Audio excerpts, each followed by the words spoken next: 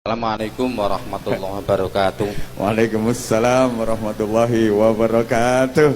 Niki kanca kula. Kula mboten ngerti lek jenenge ana Aguse, mboten ngerti. Mboten napa-napa. Nek ya mboten usah kula takoni namine sinten wong. Niki Niki kanca kula sekolah SMP. Leres Mas nggih. Nganggo mic. Nggih, Yi. Kula malah nostalgia. Tapi beda desa. Kula desane Simorejo, Kecamatan Kanor. Sampeyan desane napa Mas? Sumberwangi, Yi. Sumberwangi. Dadi desane Mas Agus Karjo niki sak kilene desa kula. Ngoten. Lek ten mriki jenengan desane ten desa napa? Klet, Yi. Oh ya Klet iki desane sampeyan berarti. Nggih. Masyaallah. Nggih, wau kula jenengan mampir sedih. Laturi mampir wau. Mboten saniki istrine sampeyan. Istri nggih mriko Lamongan, Yi. Istri mriki merantau, Yi. Masya Allah. Soalnya kula eling biyen kula nate undangan ngaji ten Lamongan, nek mboten salah desane Kebalandono. Marosepah kula Yi niku. Desane Marosepah kula. Oh, desane Morosepuh Kebalandono. Nggih. Berarti istrine jenengan nih Kebalandono kono. Nggih. Jenengan tangga kula, kanca kula SMP, bojone wong Kebalandono. Terus manggen ten gene Keling mriki. Klet niki. Kelet mriki. Nggih. Merantau. Merantau, Yi. Manggene ten pundi? Ya ten belakang pasar, Yi. Klet pasar. Caket mriki. Aku kira takon dirimu. Nggih, Kelet Peken. Nggih, Klet Peken. Mulai tahun pinten merantau mriki? 98, Yi. Loh, Pas Krismon, Yi. berarti mulai 98 pun ten mriki. Nggih. Tapi samangken pun kagungan griya piyambak ten mriki. Nggih, nggih mriki. Alhamdulillah. Alhamdulillah, iya. Putrane pinten? Putra kalih, Yi.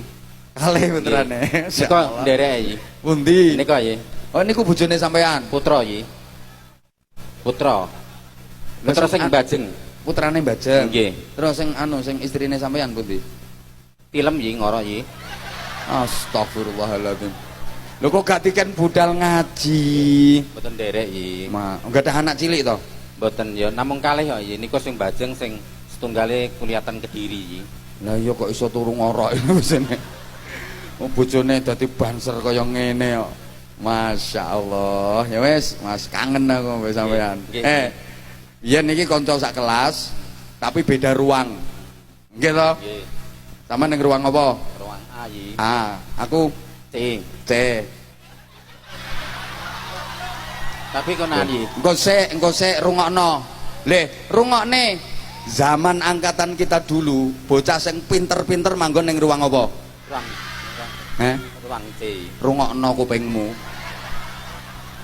Tapi kula ten A ya ranking 1 terus, Yi. Iya. Sik aja ngeyel. Meneng wong-wong iki lho wong-wong ben ngerti. Zaman angkatan kita dulu murid sing pinter-pinter dikelompokne, nggih napa mboten? Nggih. Ten ruang napa? Ruang C, Yi. Lho, krungu kupingmu. Aku masuk ruang apa? C. Bek.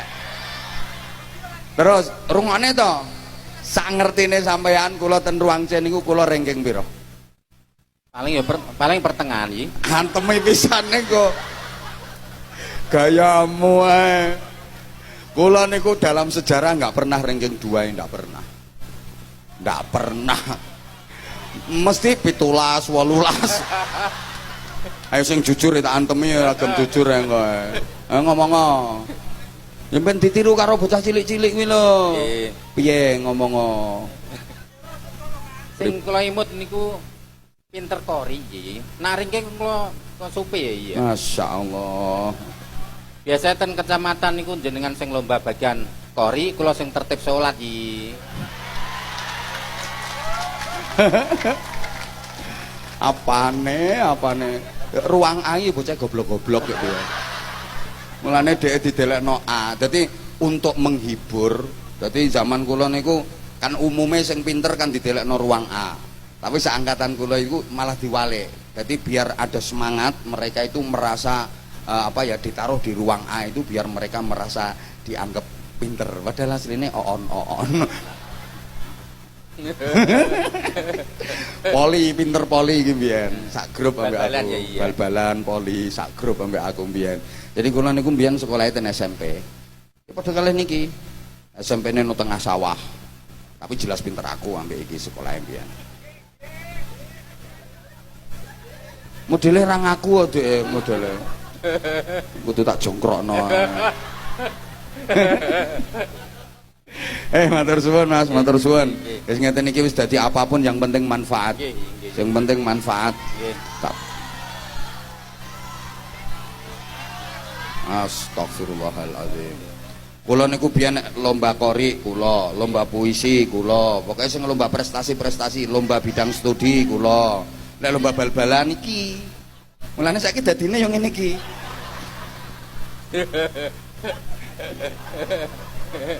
Ora ngaku tak jongkrokne. Kalah iki. Lah saiki kok iso tibono kene ngawal aku. Matur suwun Mas, matur suwun. Kan nek pas sami-sami iki. Wangsul Bojonegoro mampir. Nggih. Mboten mampir kedap teng dalem kula iki. Oke, aja ngeyel aku wis 3 dina rong mulih iki. Dek, ana sarunge sing bathik apa ora? Bro. Ana sing bathik. Oh, kenging kenang-kenangan. Ya tak kei loro.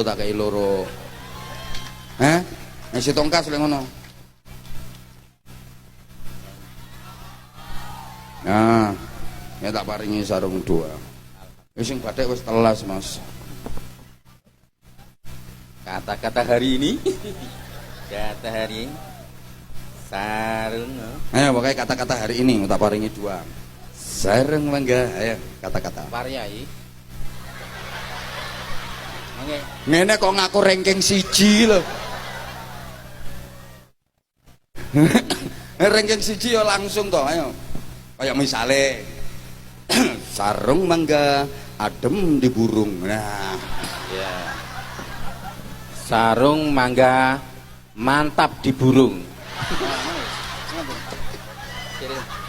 Sanjange jenengan ngoten.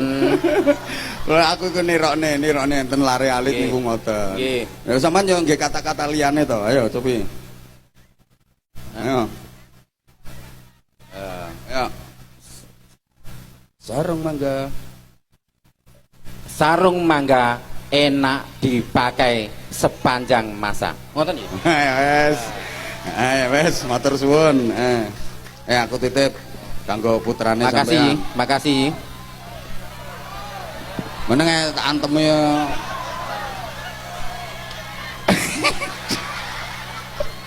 Yo rasa nginceng ngono. Ngintip-ngintip. Sekali-kali yo nyangoni koncone ayi. Iya. Mestine wayahe lek tambah yo ndekne sing nyangoni aku sing tekan kene. Enggak apa-apa. Jenengan konoan pun konon yi. Jeneng beda yi jenengan yi. Aja melas-melas to yo. Astagfirullahaladzim. Aja melas-melas. Ora tegel aku. Iki menek kanca-kancane awak dhewe ningali. Iki kan kancane awak dhewe kan kata sing ningali. Winginane tak gawe reuni nang gone pondok. Sampeyan ra teko soalnya sing teko sing pinter-pinter tok. Sing Kanca denane meninggal kok yi. sinten no? Pak Sukut. Nggih, innalillahi wa inna ilaihi raji'un. Nggih, niku ketua OSIS kita dulu. Lah niku sing punya inisiatif ndamel reuni winginane ten pondok. Ngumpul kabeh tak sangoni kabeh tak kei sarung kabeh, tapi khusus sing pinter tok. Mulane undangane ora tekan gone sampean.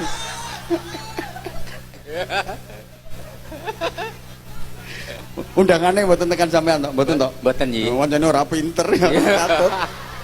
Tapi kalau dikabari sikit ya yi. Alhamdulillah guru-gurune nggih kata sing derek pas niku. Dadi sing bocah pinter-pinter lanang wedok do nduge.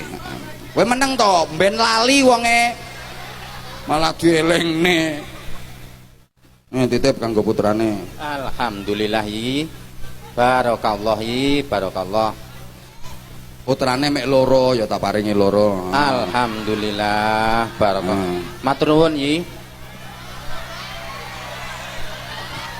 Kanggo ibuke sing ngorok. Ya. Matur nuwun yi, mengke kula paringke yi. Niki mboten saged korupsi putra kula ndelok iki. Kula paringke mengke ya. Uang tutup mulut. Alhamdulillah. Kok kandake 150 wae. Alhamdulillah, matur nuwun iki. Nggih, sami-sami. Nggih. Wis entuk sarung loro lho. Sarung loro. Nggih, salam ten bojone sing nembe ngorok nggih. Enek ten Bojonegoro mampir. Insyaallah iki. Matur suwun Mas, matur suwun. Ya Allah, tepuk tangan untuk Mas Agus Karjo. Selamat, seneng aku khidmah dadi banser, Masya Allah.